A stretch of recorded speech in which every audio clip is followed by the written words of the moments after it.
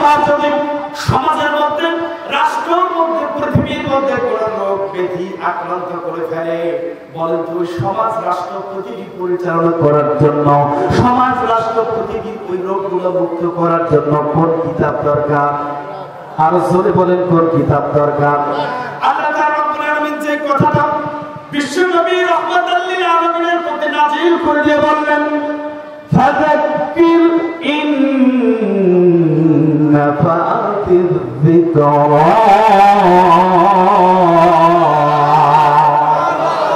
আর জোরে বলতে হবে আল্লাহু আকবার। আল্লাহ রাব্বুল আলামিন বিশ্ব নবীকে বললেন, ও নবী, যে আপনি পৃথিবীর মানুষগুলোকে উপদেশ দেন, যদি সেই উপদেশগুলো সমাজের জন্য, মানুষের জন্য উপকারী মনে হয়, বিশ্ব নবীর কাছে যখন নবুয়তের প্রাথমিক পর্যায়ে কোরআন কারীমটা নাযিল করলেন, বিশ্ব নবী সাল্লাল্লাহু আলাইহি সাল্লাম প্রাথমিক পর্যায়ে মানুষগুলোর মধ্যে, মক্কার মানুষগুলোর কাছে দুইটা বিষয়কে প্রাধান্য দিয়ে তিনি দাওয়াত প্রদান করছেন। একটা হলো তাওহীদের বিষয়টাকে প্রাধান্য দিচ্ছেন, আর আরেকটা হলো তিনি আখিরাতের বিষয়টাকে প্রাধান্য দিয়ে মানুষের মধ্যে তিনি দাওয়াত প্রচার করতে শুরু করে দিলেন। বিশ্বনবী রাহমাতুল লিল আলামিন যখন মক্কার মানুষগুলোর কাছে উপদেশ পরামর্শ প্রদান করতে শুরু করে দিল, মক্কার মানুষগুলো তখন বিশ্বনবীর বিরোধিতাও করতে শুরু করলো। আওয়াজ দিয়ে বলুন ঠিক কিনা? যখন তিনি রিসালাতের দাওয়াত, তাওহীদের দাওয়াত, আখিরাতের দাওয়াত প্রদান করতে শুরু করলেন, মক্কার মানুষগুলো তখন বিশ্বনবী সাল্লাল্লাহু আলাইহি সাল্লামের বিরোধিতা করতে শুরু করে দিলেন। আজকের আয়াত থেকে আমরা যে কথাটা পাবো, প্রথম নম্বরে আল্লাহ বললেন, ফাযাক্কির ইন নাফাতিয যিকরা। ওগো নবীজি, আপনি মানুষগুলোকে উপদেশ দেন, উপদেশ দেন, আপনি মানুষগুলোকে দ্বীনের দাওয়াত দেন, মানুষগুলোকে কোরআনের দাওয়াতটা আপনি শোনান।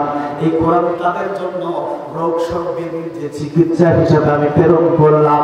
আয়ামে জাহিলিয়াতের যুগে চতুর্দিক দিয়ে অন্ধকার নিমজ্জিত হয়ে গেছে সমাজ ব্যবস্থা, জোরজার মূল্যতার নীতি অনুযায়ী সমাজটা পরিচালিত হচ্ছে, নারী দর্শন, খুন, রাহাজানি একদম ভরপুর হয়ে গেছে সমাজ ব্যবস্থার মধ্যে। আল্লাহ রাব্বুল আলামিন বিশ্ববাসীকে জানাই দিলেন, ওগো নবীজি, সমাজকে অন্ধকার থেকে তুলে আনার জন্য, আলোর পথ দেখানোর জন্য এমন একটা ম্যাগনেটিক পাওয়ারফুল কিতাব দরকার, যে কিতাবটা আমি আল্লাহ আপনাকে দান করছি। আওয়াজ দিয়ে বলুন সুবহানাল্লাহ। যে পাওয়ারফুল কিতাব দরকার, যে পাওয়ারফুল মেডিসিন দরকার, সেটা আমি আপনার প্রতি নাযিল করছি। আওয়াজ দিয়ে বলুন আল্লাহু আকবার। আল্লাহ রাব্বুল আলামিন বললেন, তাই তো আমি আপনাকে বলছি, আপনি মানুষকে উপদেশ দেন, যে মানুষগুলো উপদেশ গ্রহণ করতে চায়, যারা মনে করে বিশ্ব নবীর উপদেশ আমাদের জন্য পালনীয়, আমাদের জন্য উপকারী। বিশ্ব নবী রাহমাতুল লিল আলামিন যখন কোরআন থেকে উপদেশের এই বাণীগুলো প্রচার করতে শুরু করলেন, তখন মক্কার মানুষগুলো তার বিরোধিতা করতে শুরু করলো। শুধু বিরোধিতাই নয়, মক্কার মানুষগুলো রাহমাতুল লিল আলামিনকে হত্যা করার জন্য উঠে পড়ে লেগে গেল। আওয়াজ দিয়ে বলুন নাউযুবিল্লাহ। মক্কার মানুষগুলো তখন চিন্তা চেতনা একটাই, আব্দুল্লাহর পুত্র মুহাম্মদকে তারা হত্যা করবেন। শুধু হত্যা করে ক্ষান্ত হবে না, তারা ঘোষণা করতে শুরু করে দিল, আব্দুল্লাহর পুত্র মুহাম্মদকে যেখানে পাওয়া যাবে সেই জায়গাতে তারা তাকে হত্যা করতে চায়। এমন একটা ঘোষণা তারা করতে শুরু করে দিল, আব্দুল্লাহর পুত্র মুহাম্মদকে তারা প্রাণনাশ করবে। এইটি তাদের একমাত্র চিন্তা চেতনা। আল্লাহ রাব্বুল আলামিন তারপরে আয়াতে কারিমার মধ্যে যে কথাটা বলছেন, এই কথাটা সর্বত্র বলি মূল আলোচনা চলে যাব। সায়াযাক্কারু মান ইয়াখশা। আল্লাহ রাব্বুল আলামিন বলেন, ওগো নবী, যে আপনি সমাজের মানুষদেরকে উপদেশ প্রদান করবেন, মক্কার মানুষ সহ সারা পৃথিবীর মানুষের কাছে আপনি দ্বীনের দাওয়াতটা প্রদান করবেন, উপদেশটা প্রদান করবেন। যেই সকল মানুষগুলোর অন্তরের মধ্যে আমি আল্লাহর ভয় আছে, যেই সকল মানুষদের অন্তরের মধ্যে পরকালীন জীবনের ভয় আছে, ওই মানুষগুলো অবশ্যই আপনার দাওয়াতটা গ্রহণ করবে। আওয়াজ দিয়ে বলুন সুবহানাল্লাহ। কথা কার? আরো জোরে বল, কথা কার? জানাই দিচ্ছেন কাকে? বিশ্বনবী মুহাম্মদুর রাসূলুল্লাহকে আপনি দাওয়াত দিতে থাকেন, উপদেশ দিতে থাকেন। সাইয়াযাক্কারু মান ইয়াখশা, যাদের অন্তরের মধ্যে আমি আল্লাহর ভয় আছে, যাদের অন্তরের মধ্যে পরকালীন জীবনের ভয় আছে, মানুষগুলো অবশ্যই আপনার দাওয়াতটা গ্রহণ করবে। পরবর্তী আয়াতের অনুবাদ আল্লাহ রাব্বুল আলামিন বলেন, ওয়া ইয়াতাজান্নাবুহা আশরা।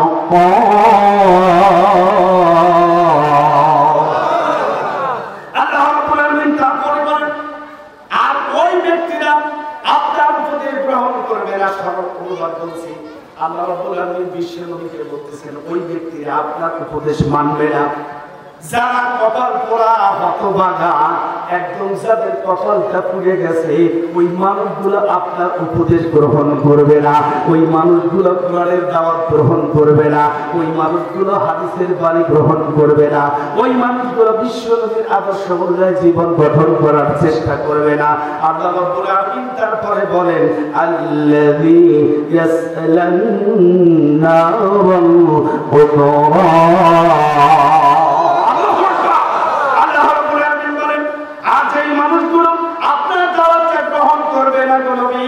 আমি তাদেরকে বৃহৎ আগুনের মধ্যে প্রবেশ করাইয়ে দেব, অর্থাৎ তাদেরকে আমি জাহান্নামের মধ্যে নিক্ষেপ করব। আওয়াজ দিয়ে কর নাউযুবিল্লাহ। আর জোরে বলে একটু নাউযুবিল্লাহ। তারপরে আয়াতে বলে আল্লাহ, সুম্মা লা ইয়ামুতু ফিহা ওয়া লা ইয়াহইয়া। তাদেরকে যখন আমি জাহান্নামের মধ্যে নিক্ষেপ করব, ওই জাহান্নামে ওরা বাঁচবেও না, মরবেও না। কি হবে? ওরা বাঁচবেও না, মরবেও। কথাটা আরো জোরে কোন, আরো জোরে কোন। আচ্ছা, এখানে কয়টা দলের কথা বলছে আল্লাহ বলেন তো? আরো জোরে। এটা দুনিয়ার কোন দলের কথা আমি বলবো ইনশাআল্লাহ। আচ্ছা, মানুষের জন্য জায়গা কয়টা? একটা জান্নাত আর একটা জাহান্নাম। এই কয়েকটা আয়াতে সরল অনুবাদ বললাম। এখানে কয়টা দলের কথা বললো আল্লাহ? একটা হলো যারা আল্লাহকে ভয় করে, পরকালকে ভয় করে। আল্লাহ বলতেছেন, ও নবী, আপনার উপদেশ তারা গ্রহণ করবে। আর যারা আল্লাহকে ভয় করে না, পরকালকেও ভয় করে না, আল্লাহ বলতেছেন ওরা কপাল পোড়া, ওদেরকে আমি উত্তপ্ত আগুনের মধ্যে, বৃহৎ আগুনের মধ্যে নিক্ষেপ করবো। আওয়াজ দেখুন নাউযুবিল্লাহ। আর জোরে বলেন নাউযুবিল্লাহ। এখন আপনাদের সাথে আমার কথা হলো, আমরা কোন দলটাতে থাকতে চাই? আরো জোরে কোন, আরো জোরে কোন। কোন দলে? আল্লাহ। যেই কথাটা আল্লাহ বলছেন, তাদের কি কোন বৈশিষ্ট্য, তাদের কোন উপদেশ গ্রহণ করতে হবে, এইটা আমরা শুনে আমল করতে রাজি আছি তো ইনশাআল্লাহ? আর জোরে কোন রাজি আছি তো ইনশাআল্লাহ? একটু হাত করে লিল্লাহি তাকবীর, লিল্লাহি তাকবীর। আর কোরআনের আলো সংসদে চালানো। হাত নামান। আসলে একটা মূল আলোচনা চলবে। আমার বন্ধুগণ, রহমতুল আলামিন যখন মক্কার মানুষদের কাছে এই দাওয়াতটা প্রদান করতে শুরু করলেন, পাঁচটা কথা, পাঁচটা উপদেশ। কয়টা উপদেশ? আরো জোরে। এই পাঁচটা উপদেশের কথা বলবো ইনশাআল্লাহ। আল্লাহ সুবহানাহু ওয়া তাআলা নবী আখিরি জামানার পয়গম্বর রহমাতুল লিল আলামিন যখন মক্কার মানুষের কাছে এই পাঁচটা দাওয়াত প্রদান করতে শুরু করলেন, পাঁচটা উপদেশ দিতে শুরু করলেন, তখন মক্কার মানুষগুলো বিশ্ব নবীর প্রতি ক্ষেপে গেল, রাগান্বিত হতে শুরু করলো। মক্কার মানুষগুলো টার্গেট একটাই, আব্দুল্লাহর পুত্র মুহাম্মদকে তারা হত্যা করতে চায়। মক্কার কাফের মুশরিকদের টার্গেট একটাই, আব্দুল্লাহর পুত্র মুহাম্মদকে যেখানেই পাওয়া যাবে সেখানেই হত্যা করবে। ঠিক এমন একটা সময় বিশ্ব নবী রহমাতুল লিল আলামিনকে আল্লাহ রাব্বুল আলামিন হিজরত করার নির্দেশটা প্রদান করলেন। মক্কার জমিনে তখন হিজরতের ঘোষণাটা প্রকাশ হয়ে গেল। মক্কার জমিনের কাফের মুশরিকদের কাছে তখন এই খবরটা পৌঁছে গেল, তোমরা জানো কিনা আব্দুল্লাহ পুত্র মুহাম্মদ কিন্তু মক্কার জমিন থেকে হিজরত করে মদিনায় চলে যেতে চায়। আওয়াজ দিয়ে বলুন সুবহানাল্লাহ।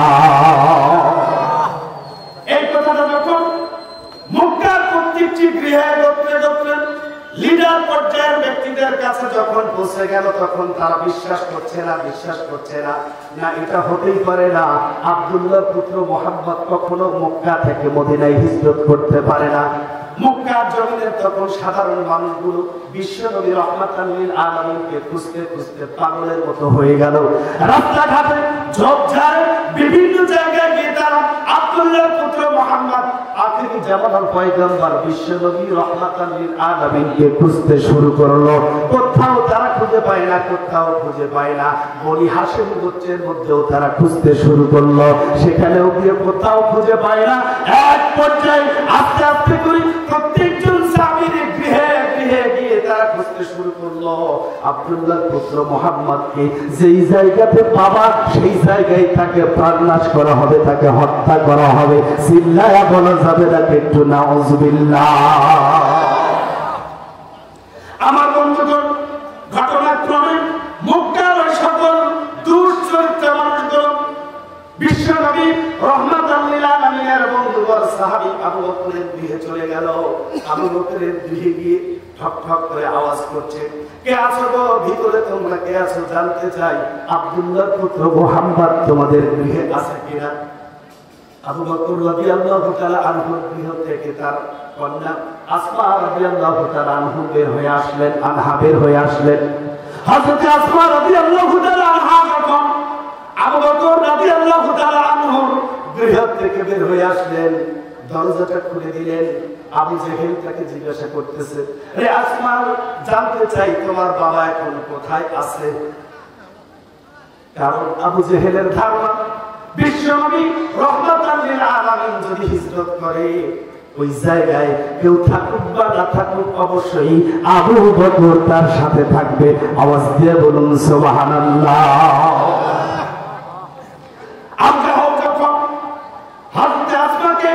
জিজ্ঞাসা করলো, আসমা জানতে চাই তোমার বাবা এখন কোথায় আছেন। দুশ্চরিত্র মানুষগুলো সবার চরিত্রটা এরকমই হয়, তারা প্রকাশ করলেন না। আসমা রাদিয়াল্লাহু তাআলা আনহা টের পায় নাই।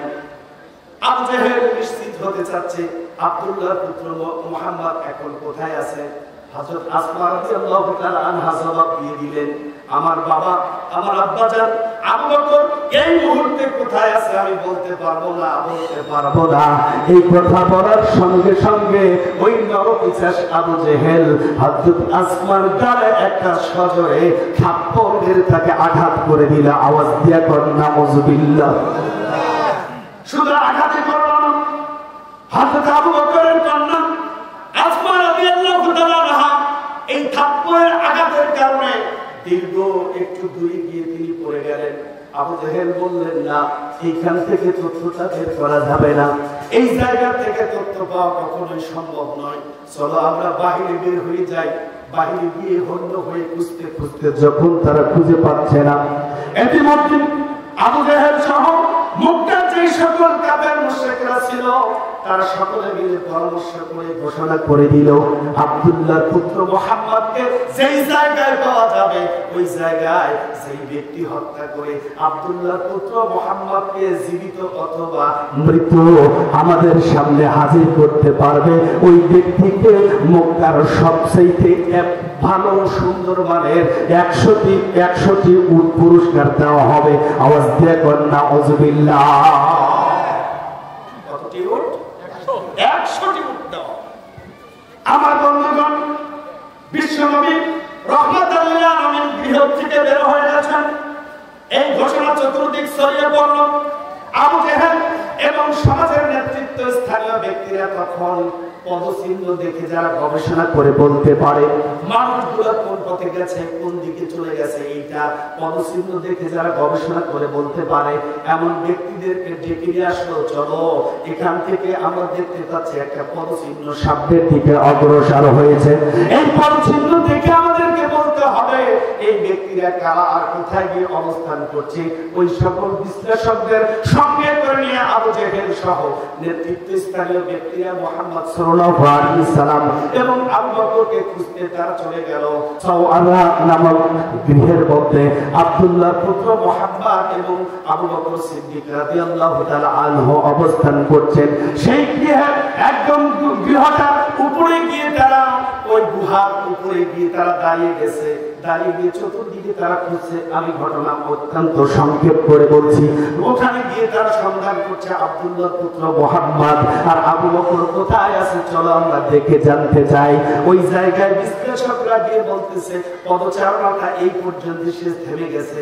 আমার ধারণা হচ্ছে, আমাদের বিশ্লেষণ যেটা বলে, আব্দুল্লাহর পুত্র মুহাম্মদ আর আবু বকর এই জায়গার আশপাশেই তারা অবস্থান করতেছে। আওয়াজ দিয়ে গন্না উযুবিল্লাহ। যারা পদচারণা বিশ্লেষণ করে বলতে পারে, তারা বলছে আমাদের মনে হচ্ছে যে মুহাম্মদুর রাসূলুল্লাহ আব্দুল্লাহর পুত্র মুহাম্মদ এবং আবু বকর এর আশপাশেই আছে। গুহার সামনে দাঁড়িয়ে যখন তারা বলেন দিক বিদিক খোঁজাখুঁজি করছেন, হযরত আবু বকর রাদিয়াল্লাহু তাআলা আনহু তখন চিন্তায় পড়ে গেলেন। চিন্তায় পড়ে গিয়ে চোখ থেকে তার অঝর নয়নের পানি ঝরছে। মুহাম্মদ সাল্লাল্লাহু আলাইহি সাল্লাম এই অবস্থা থেকে আবু বকরকে বলতেছে, আবু বকর তুমি ভয় পেও না, তুমি জানো কিনা আমাদের সাথে কে আছে গো আবু বকর? আমরা দুইজনের সাথে যিনি আছেন তিনি আর কেউ নয়, তিনি হচ্ছেন আমাদের স্রষ্টা আল্লাহ রাব্বুল আলামিন এবং তার সাহায্য আমাদের সাথে আছে। এই কথা বলার পর হযরত আবু বকরের অন্তর থেকে ভয় ভীতিগুলো দূরীভূত হয়ে গেল। দূরীভূত হয়ে যাওয়ার পর বিশ্বনবী সাল্লাল্লাহু আলাইহি সাল্লামকে প্রতিনিয়ত তিনি খবরগুলো প্রদান করছেন। উপর দিকে তাকিয়ে দেখছেন মক্কার কাফের মুশরিকরা একদম গুহার সামনেই তারা দাঁড়িয়ে দাঁড়িয়ে তারা খোঁজাখুঁজি করছে। এমনকি তাদের পদচারণাগুলো দেখা যাচ্ছে যে উপরে তারা দাঁড়িয়ে আছে। যদি নিচের দিকে তাকায় তাহলে আব্দুল্লাহর পুত্র মুহাম্মদ এবং আবু বকরকে দেখতে পায়। আবু বকর বলতেছে, ইয়া রাসূলুল্লাহ, ইয়া হাবিবাল্লাহ, আমি যে দৃশ্যটা দেখছি, মক্কার কাফের মুশরিকরা নেতৃত্ব পর্যায়ের ব্যক্তিগুলো গুহার মুখের উপরে সামনে দাঁড়িয়ে আছে গো নবী। আমার মনে হচ্ছে যদি তারা নিচের দিকে তাকায় তাহলে আমাদেরকে দেখতে পাবে, আমরা ধরা খেয়ে যাব গো নবী। হযরত রাসূলুল্লাহ বললেন, ও আবু বকর তুমি ভয় পেও না, ভয় পেও না, আমাদেরকে যিনি সাহায্য করবেন, যিনি সহযোগিতা করবেন তিনি আর কেউ নয়, তিনি হচ্ছেন আমার তোমার পৃথিবীর স্রষ্টা সৃষ্টিকারী আল্লাহ রাব্বুল আলামিন। চিল্লায়ে বলুন আল্লাহু আকবার। একটু জিকির করেন লা ইলাহা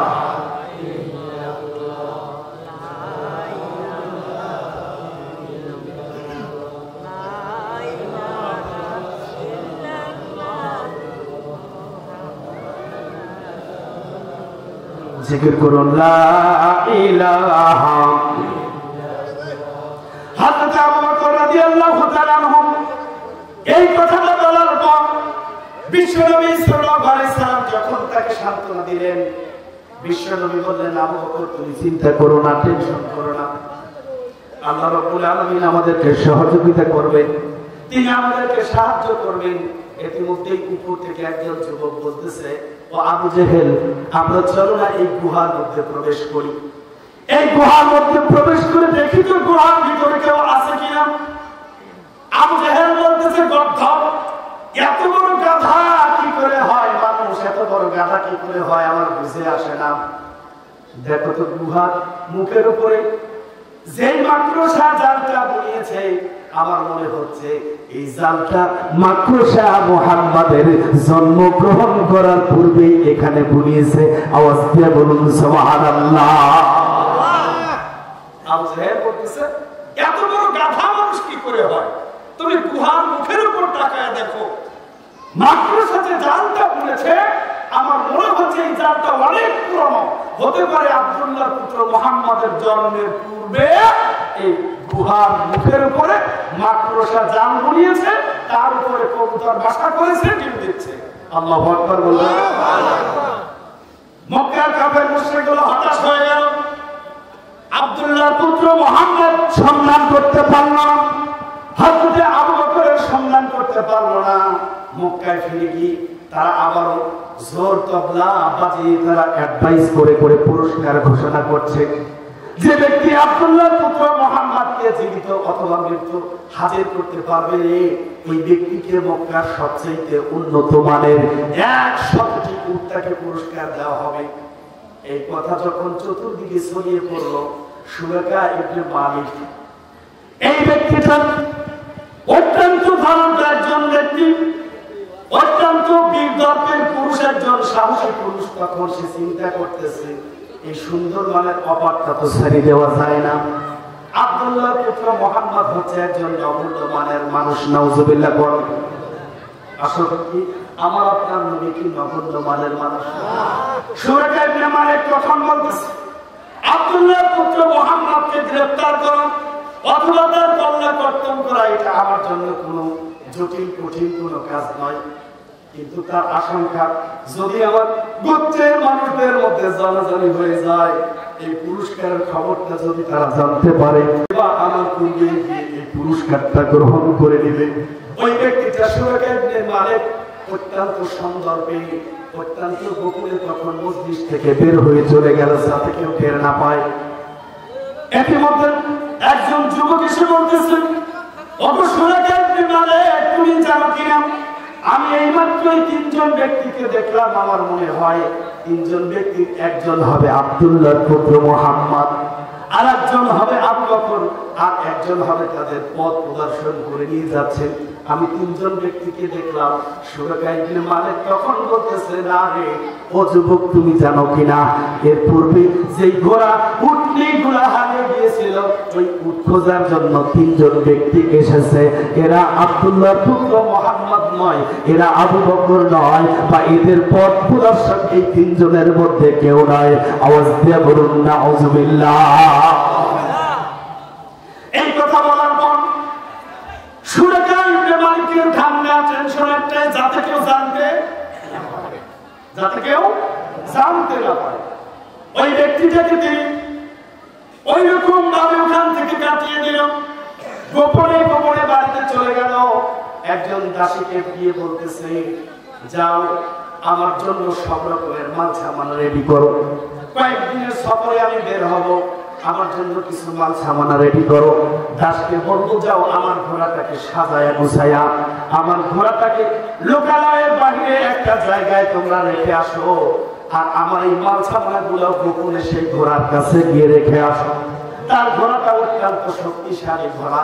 সুরাকা ইবনে মালিক তখন চিন্তা করতেছে, আমি এই ঘোড়াতে সওয়ার করে আব্দুল্লাহ পুত্র মুহাম্মদ এবং আবু বকরকে আমি ওখানে করতলগত করব। ঘোড়াটা যখন চাবুক মারল, কিতাবের মধ্যে বর্ণনা একদম বিদ্যুৎ গতিতে ঘোড়াটা ছুটতে শুরু করলো। ছুটতে ছুটতে গিয়ে হঠাৎ করে ঘোড়াটা উসুট খেয়ে পড়ে গেল। সুরাকা ইবনে মালিক ঘোড়া থেকে বেশ দুটো দূরে গিয়ে বিচ্ছিন্ন হয়ে পড়ে গেল। সুরাকা ইবনে মালিকের অন্তরের মধ্যে তখন সন্দেহ জাগ্রত হয়ে গেল। সুবহানাল্লাহ, সুবহানাল্লাহ। সুরাকা ইবনে মালিকের অন্তরের মধ্যে ভয়ের নেশ চলে আসলো।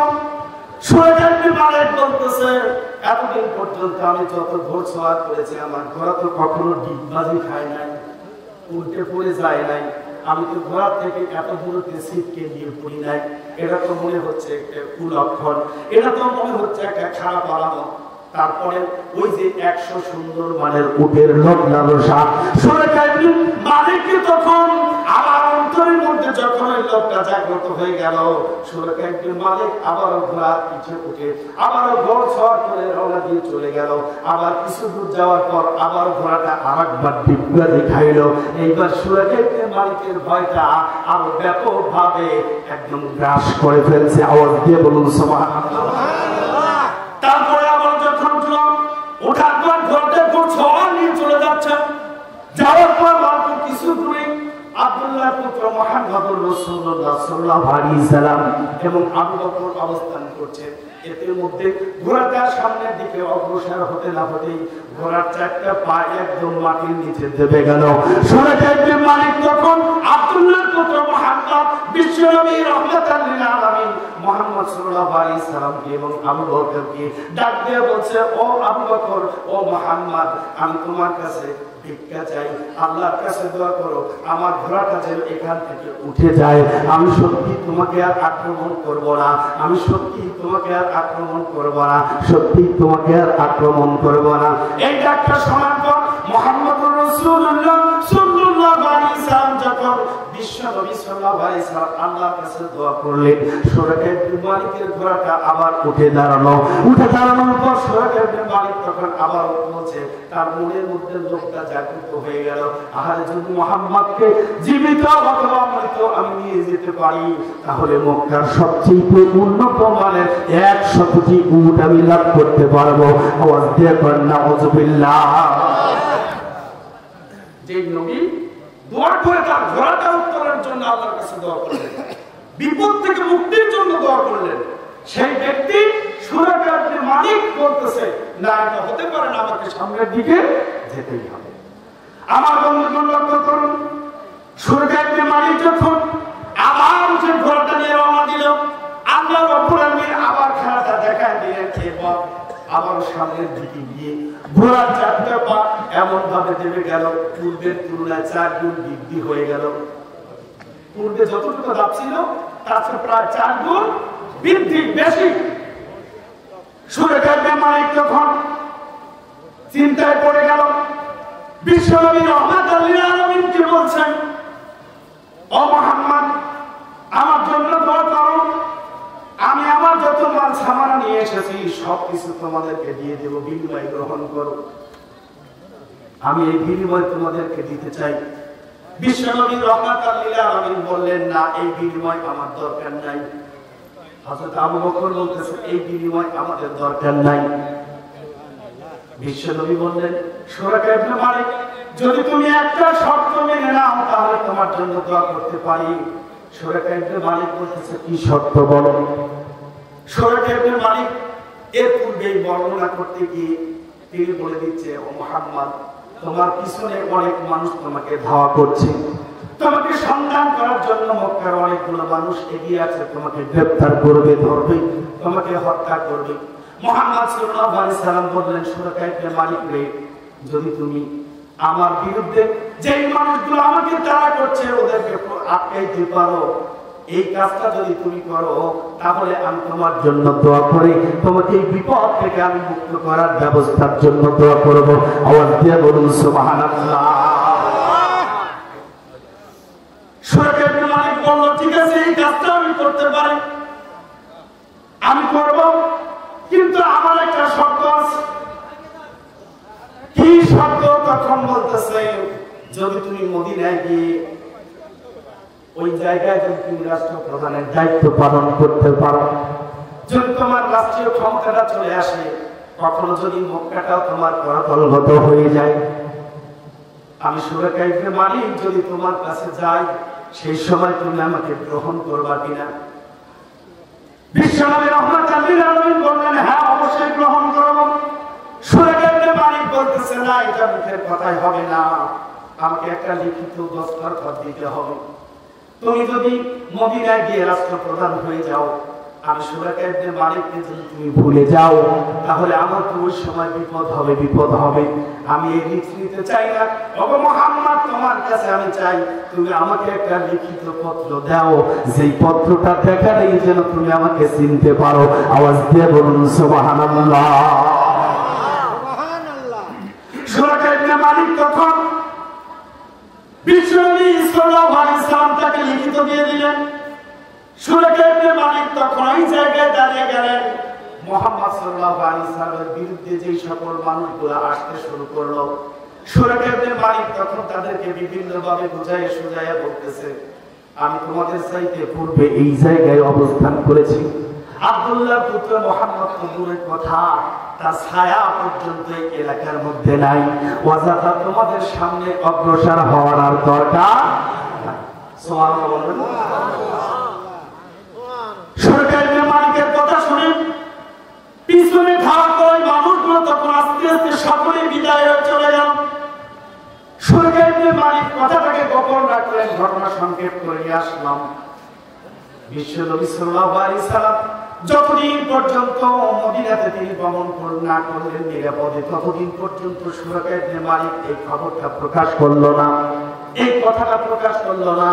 বলতেছে আমি মুহাম্মদ সাল্লাল্লাহু আলাইহি সাল্লামকে ওয়াদা দিয়েছি আমি এই কথা প্রকাশ করতে পারবো না, কারণ সেই ব্যক্তি আমার প্রাণ ভিক্ষা দিয়েছে, আমার প্রাণনাশের আশঙ্কার জায়গা থেকে সাহায্য করেছে, ওই ব্যক্তির ক্ষতিটা আমি আর করতে পারি না। আওয়াজ দিয়ে বলা যাবে না একটু সুবহানাল্লাহ, একটু জিকির করেন লা ইলাহা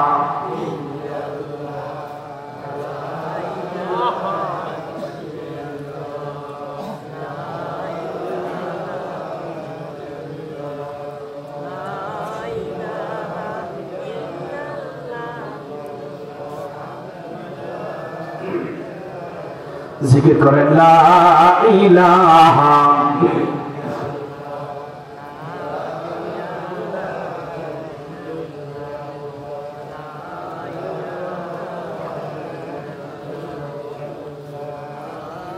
লা ইলাহা ইল্লাল্লাহ মুহাম্মাদুর রাসূলুল্লাহ সাল্লাল্লাহু। আমার বন্ধুগণ লক্ষ্য করুন, সুরাকে ইবনে মালিক তখন এই কথাটাকে গোপন রাখলেন। বিশ্বনবী রাহমাতুল লিল আলামিন যতক্ষণ পর্যন্ত মদিনাতে নিরাপদে প্রবেশ না করলেন, এই সংবাদ যতক্ষণ পর্যন্ত সুরাকে ইবনে মালিকের কান পর্যন্ত না পৌঁছল, ততক্ষণ পর্যন্ত বলল না। যখন বিশ্বনবী সাল্লাল্লাহু আলাইহি সাল্লাম মদিনাতে শান্তিতে বসবাস করতে শুরু করলেন, তখন সুরাকে ইবনে মালিক বলতেছে, ও মক্কাবাসীরা তোমরা জানো কিনা সেই দিন মুহাম্মাদের সাথে আমার এই ভাব হয়েছিল, এই লেনদেন হয়েছিল, মুহাম্মাদের সাথে আমার এই শর্ত চুক্তি হয়েছিল, যেই কারণে আমি তোমাদেরকে মুহাম্মাদের সন্ধান দেই নাই। সুবহানাল্লাহ। আবু জাহেল তখন বলতেছে, সুরাকে ইবনে মালিক রে, তুই তো অত্যন্ত স্বার্থপর। কি? তুই হলো স্বার্থপর। সুরাকে ইবনে মালিক তখন আবু জাহেলকে বলতেছে, আবু জাহেল আমি স্বার্থপর নই রে, আমি স্বার্থপর নয়। ওই জায়গায় আমার ঘোড়াটা যেভাবে মাটির মধ্যে দেবে গিয়েছিল রে আবু জাহেল, তুই যদি সেইটা দেখতি তাহলে তুই তোর প্রাণ নিয়ে ওখান থেকে ফিরে আসতে পারতি না। আমি কিভাবে ওখান থেকে বেঁচে আসছি এটা একমাত্র আমি ভালো জানি। আর কোন কারণে জানি আব্দুল্লাহ পুত্র মুহাম্মাদের সাথে এই চুক্তিতে আবদ্ধ হয়েছি এটা একমাত্র আমি ভালো জানি। ও আবু জাহেল, আমি স্বার্থপর নয়, আমি স্বার্থপর নয়, আমি যেটা করেছি সেটা আমার প্রাণ বাঁচানোর জন্য করেছি। আওয়াজ দিয়ে বলুন আল্লাহু আকবার। বিশ্বনবী রাহমাতুল লিল আলামিন মদিনাতে যখন সুন্দরভাবে রাষ্ট্র গঠন করতে শুরু করলেন, ঘটনা সংক্ষেপ করে দিলাম, যখন মক্কাটা বিজয় হয়ে গেল, মক্কা বিজয়ের সময় সুরাকে ইবনে মালিক তখন মুহাম্মদ সাল্লাল্লাহু আলাইহি সাল্লামকে দেখার জন্য মানুষ যখন ভিড় পিটে যাচ্ছে, অত্যন্ত সৌন্দর্যে সুরাকে ইবনে মালিক তখন এগিয়ে যাচ্ছে, সামনের দিকে এগিয়ে যাচ্ছে। যাওয়ার পর মুহাম্মদ সাল্লাল্লাহু আলাইহি সাল্লামের চেহারার সাথে যখনই তার চেহারাটা দেখা হয়ে গেল, ওই দূর থেকে এইভাবে সিটিটা তুলতেছে, সুবহানাল্লাহ সিটি তুলে মুহাম্মদ সাল্লাল্লাহু আলাইহি সাল্লামকে দেখানোর চেষ্টা করতেছে। আল্লাহর নবী মুহাম্মদুর রাসূলুল্লাহ সাল্লাল্লাহু আলাইহি সাল্লাম তখন সুরাকে ইবনে মালিককে ডাক দিলেন, ও সুরাকে ইবনে মালিক তুমি এই দিকে চলে আসো, এই দিকে চলে আসো। সঙ্গে সঙ্গে সুরাকে ইবনে মালিক বললেন, বিশ্বনবী সাল্লাল্লাহু আলাইহি সাল্লামের কাছে উনি বর্ণনা দিচ্ছেন, যখন আমাকে কাছে ডেকে নিল তখন আমি কালিমা শাহাদাত পড়ে নিলাম, আশহাদু আল্লা ইলাহা ইল্লাল্লাহু ওয়াহদাহু লা শারীকা লাহু ওয়া আশহাদু আন্না মুহাম্মাদান আবদুহু ওয়া রাসূলুহু। যখন তিনি কালিমা শাহাদাত পাঠ করলেন, বিশ্বনবী সাল্লাল্লাহু আলাইহি সাল্লাম সুরাকে ইবনে মালিক বলেন, তার কিছুদিন পরে বিশ্বনবী সাল্লাল্লাহু আলাইহি সাল্লাম ওফাত বরণ করলেন। এতটুকু রাখলাম এই ঘটনাটা। এবারে আসুন এই জায়গা থেকে আমরা একটা জিনিস নিতে চাই। আল্লাহ রাব্বুল আলামিন বলছেন, নবী গো, আপনি দাওয়াত প্রদান করুন, উপদেশগুলো প্রদান করুন। আপনি উপদেশ দিতেই থাকবেন। আপনার উপদেশ যার অন্তরের মধ্যে আল্লাহর ভয় আছে, সে আপনার উপদেশ গ্রহণ করবে।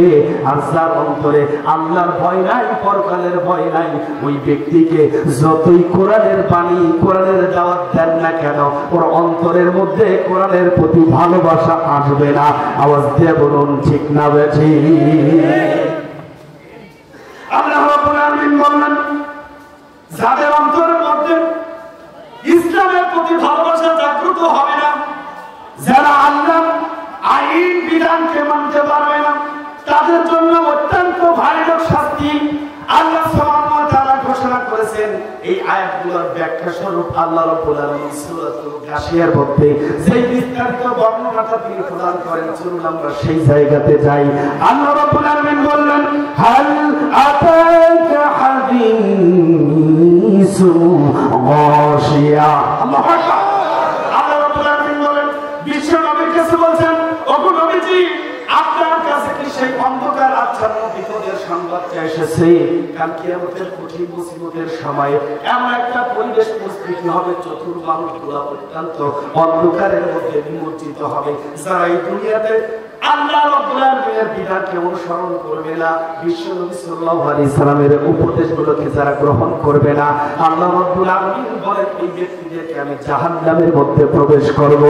আর আল্লাহ রাব্বুল আলামিন সূরাতুল গাশিয়ার মধ্যে যেই কথাটা বললেন, হাল আতাকা হাদিসুন গাশিয়া, নবী গো, আপনার কাছে কি ওই কিয়ামত দিবসের ভয়াল চিত্র, অন্ধকারের সেই চিত্রের কথাটা প্রকাশ পেয়েছে? আপনার কাছে কি সেই সংবাদটা এসেছে গো নবী? আল্লাহ রাব্বুল আলামিন বলেন, বুজুহুন ইয়াউমাইদিন খাশিয়া। আল্লাহ রাব্বুল আলামিন বলেন, সেই ভয়ের চিত্রটা কেমন? ওই কিয়ামতের দিন কিছু মানুষের চেহারাগুলো মলিন হয়ে যাবে, কিছু মানুষের চেহারাগুলো আতঙ্কে, ভয়ে, ভীতু, কাতর হয়ে যাবে। কথা বলে ঠিক না?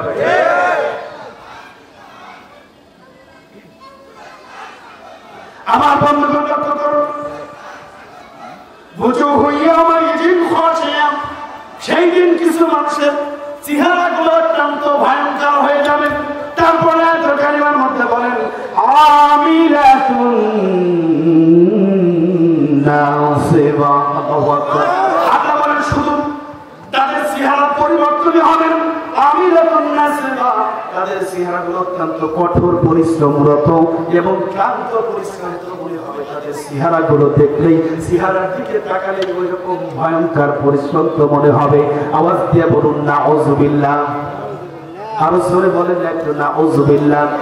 আমার বন্ধুগণ লক্ষ্য করুন, কিয়ামতের কঠিন মুসিবতের সময় আজকে আমরা এখানে কিন্তু বর্ণনা করেছি দুইটা গ্রুপের দলের কথা। আল্লাহ রাব্বুল আলামিন বলছেন, একটা দল হলো যারা আল্লাহর বাণী, আল্লাহ বিশ্ব নবী সাল্লাল্লাহু আলাইহি সাল্লাম মাইকে সময় পায় না দিতে পাও না, উপদেশগুলো যারা গ্রহণ করবে, আল্লাহ রাব্বুল আলামিন বলেন, আমি তাদেরকে জান্নাতে প্রবেশ করাবো। আর যারা বিশ্ব নবী সাল্লাল্লাহু আলাইহি সাল্লামের উপদেশগুলোকে গ্রহণ করবে না, বিশ্ব নবী রাহমাতাল লিল আলামিনের উপদেশগুলোকে মানবে না, আল্লাহ রাব্বুল আলামিন বলেন, ওই মানুষগুলোকে আমি জাহান্নামের মধ্যে প্রবেশ করাবো। আল্লাহ রাব্বুল আলামিন বললেন, বুজুহু ইয়াউমাইদিন খাশিয়া, কিয়ামতের দিন মানুষগুলোর চেহারাটা অত্যন্ত মলিন হয়ে যাবে। শুধু মলিনই হবে না, তাদের কঠোর পরিশ্রমরত, ক্লান্ত পরিশ্রান্ত মনে হবে। তারপরে আল্লাহ রাব্বুল আলামিন বলেন, তাসলা নারুন হামিয়া। আল্লাহ রাব্বুল আলামিন বলেন, শুধু তাদের চেহারাগুলো বিকৃত হবে না, শুধু তাদের চেহারাগুলোর দিকে তাকালে বোঝা যাবে না, আরো কি হবে শুনে নাও, জ্বলন্ত আগুনে জ্বলছে যেতে থাকবে তাদের চেহারাগুলো। কিয়ামতের দিন এই মানুষগুলো কোরআনের বিধানকে মানবে না। আল্লাহর নবী রাহমাতাল লিল আলামিন মুহাম্মদুর রাসূলুল্লাহ সাল্লাল্লাহু আলাইহি সাল্লাম যে উপদেশগুলো দিয়েছেন, এই উপদেশগুলো যারা মানবে না, আল্লাহ বলেন কিয়ামতের দিন তাদের চেহারাগুলো আগুনে জ্বলছে যেতে থাকবে। আওয়াজ দিয়ে বল নাউযুবিল্লাহ। আমরা কি আমাদের চেহারাগুলোকে কিয়ামতের দিন ঝলসাইতে চাই? কারা কারা চাই? একটু তাকবীর দান তো, লিল্লাহি তাকবীর, লিল্লাহি তাকবীর।